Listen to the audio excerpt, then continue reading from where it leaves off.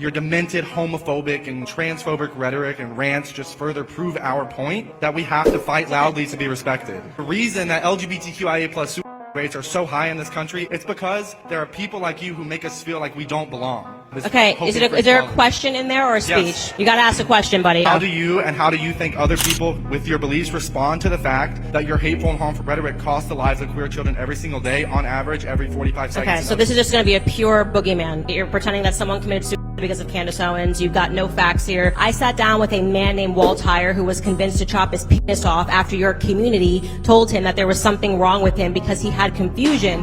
Why was he trans? Because he was molested when he was 4 years old by his uncle. Rather than being sat down and spoken to by a psychologist, he was handed hormone pills, and he eventually chopped off his penis. Suicide rates go up after they transition.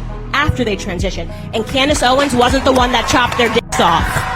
But Candace's remarks are spot on, and I wanted to just sort of reiterate and expand on what she was saying. When people are molested or sexually abused as a child, if they don't get the proper help from a psychologist and or a psychiatrist, a therapist of some kind, to process fully through what has happened to them as a child, they live that out as an adult. They just do. 100% of the time, I've never not met or heard of a pedophile or a porn addict or a sex addict who was not abused as a child, usually sexually. And oftentimes in other ways, spiritually, mentally, verbally, physically, emotionally, lots of different ways. They live that out in their adulthood.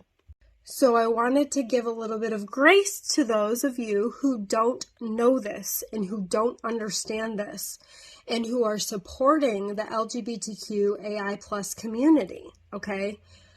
And who think that it's okay to go, like, if your child or even a teenager says, "Oh, I'm a girl, I'm biologically a girl, but I feel like a boy. I feel like I want to be a boy." That is your cue, especially as a parent, to say, "Okay, let's just slow down and let's go get you some help. I want to take you to a good therapist who's not going to automatically assume that, oh, they need to change their gender, they need to take hormones, they need to chop off their breasts or their penis." There's a balance here, people. There's a middle ground. Instead, what we need to be doing as parents, as grandparents, as aunts, as uncles, as friends, as pastors, as church community goers, what we need to do for these kids and these young adults is find them the right help. They need help. Something happened to them as a child. Now, if you're a parent and you're in complete and total denial about that, then maybe you should go to therapy too. You can get help. And I don't say that as a judgment, okay? Please hear my heart. I'm not saying that as a judgment. I'm saying it in love. I'm saying it that there is help for you and there's no shame. Whatever has happened to you as a child, there's help for you and there's no shame. And what happened to you was not your fault. You did nothing wrong. You did nothing. Listen, you did nothing wrong to deserve the abuse that you endured as a child. So, if you were also abused as a child and you haven't gotten help, and you might be in complete denial about maybe your child, the same thing happened to your child. Maybe the same thing happened to your child. And it's really hard for you to come to terms with that, because if you're going to get help for them, there's a little conviction there maybe that you probably ought to go get help too.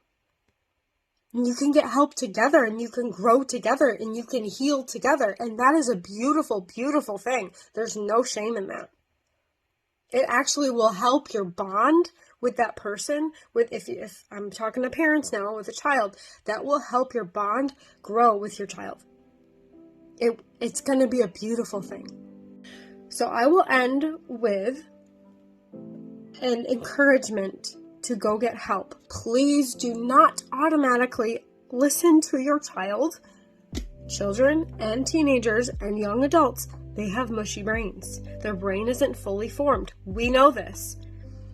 Do not go automatically, please, for the love of God, do not take them to the doctor and automatically think that that's the problem. It's not the problem. I promise it's not the problem. They are not in the wrong body. They are exactly in the correct body.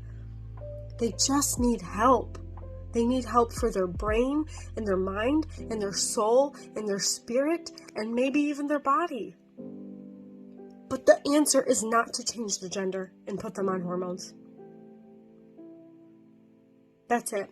Remember, I love you. God loves you so much. Okay, bye.